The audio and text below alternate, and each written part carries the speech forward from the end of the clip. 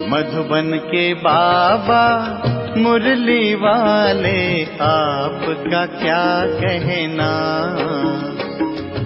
आपका क्या कहना। ओम शांति। आज शनिवार 16 सितंबर 2023 के ईश्वरीय महावाक्य।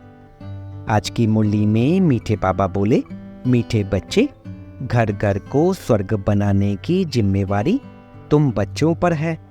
सबको पतित से पावन होने का लक्ष्य देना है, देवीय गुण धारण करने हैं।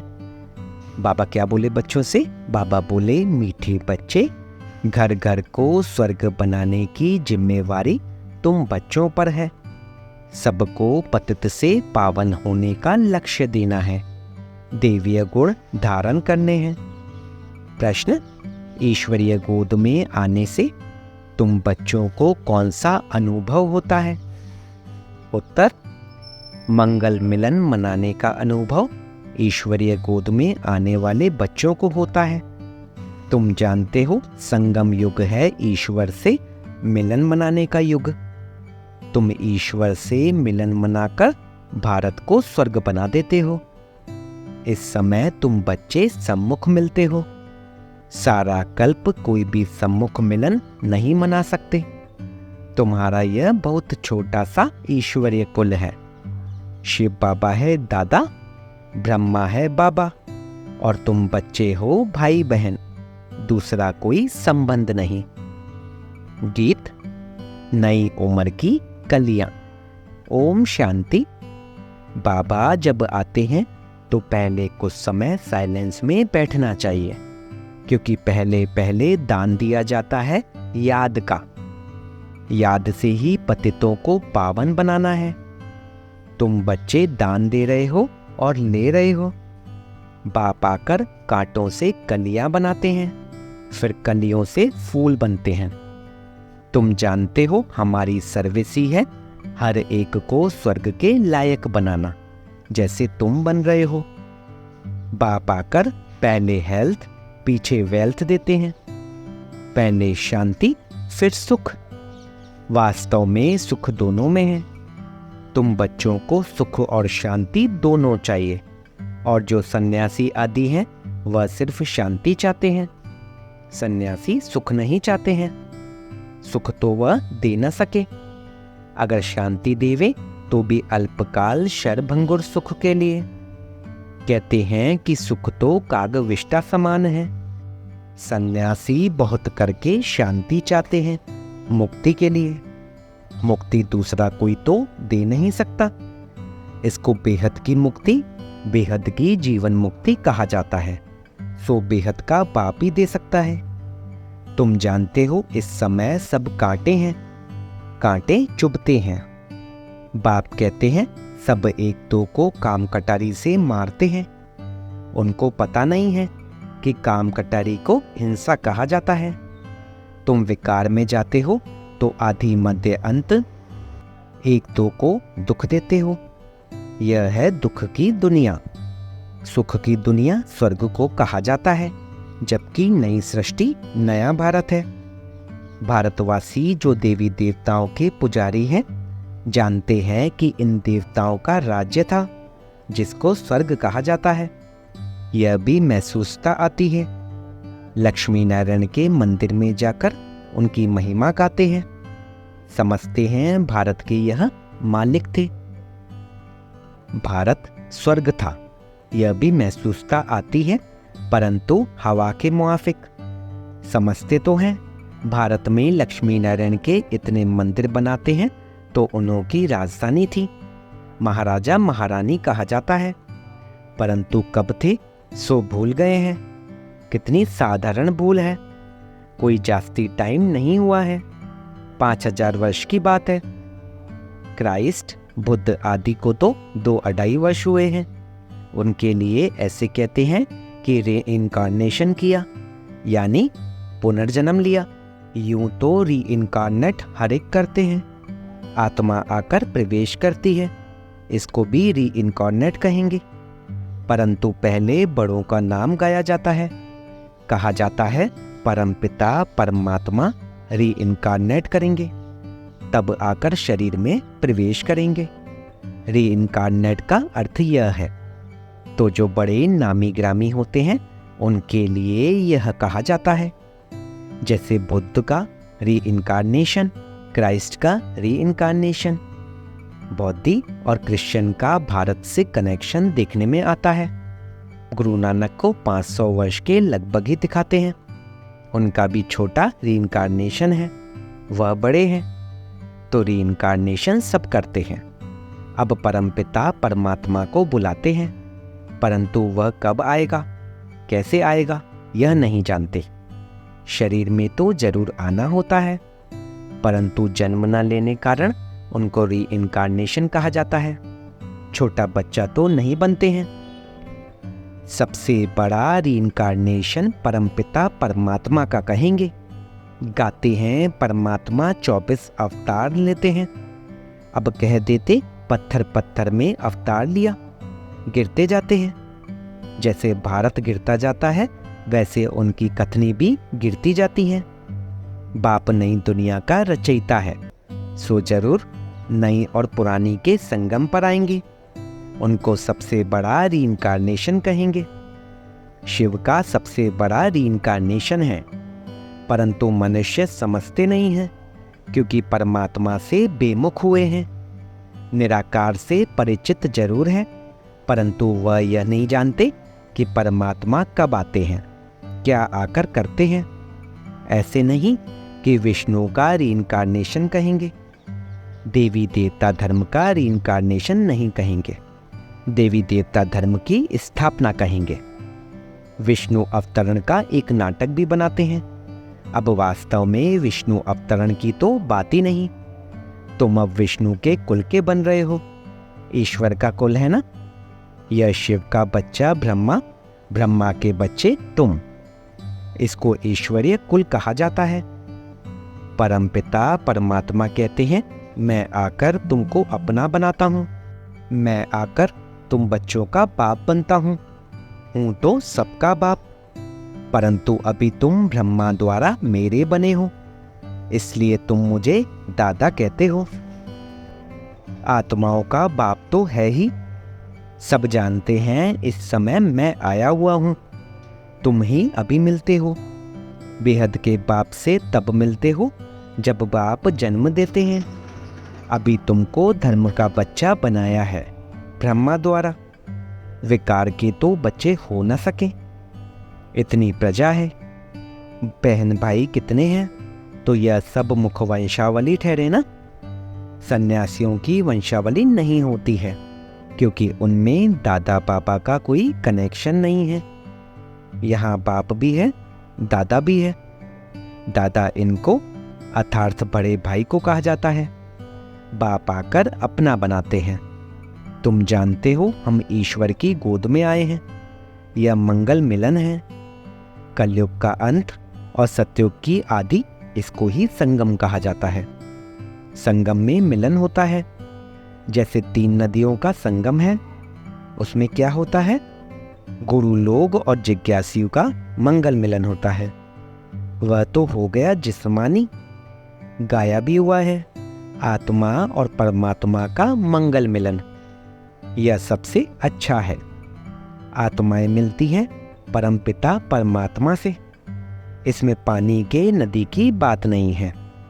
यहाँ तुम बैठे हो, यह तुम्हारा बहुत भारी मंगल मिलन है।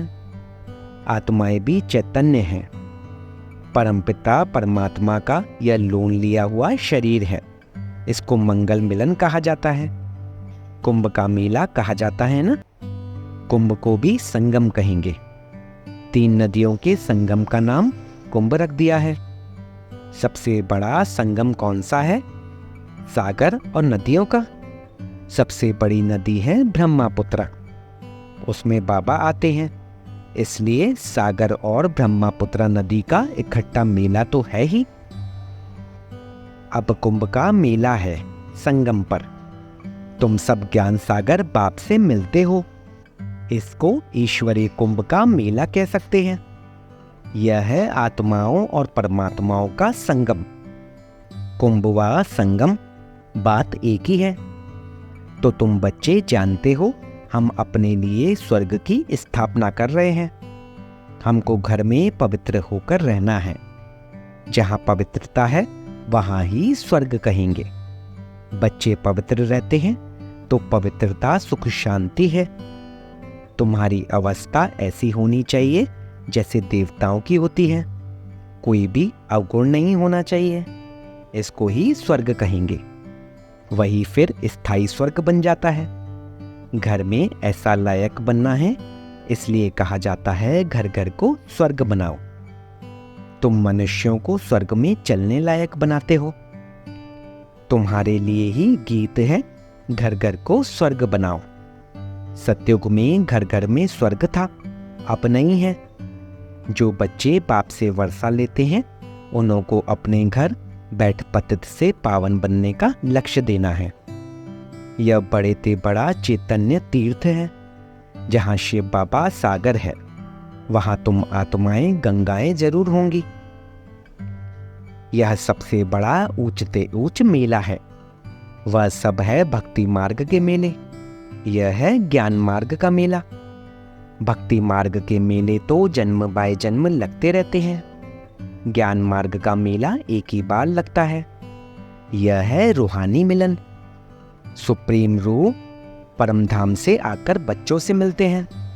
सबसे अच्छी यात्रा या मेला यह है।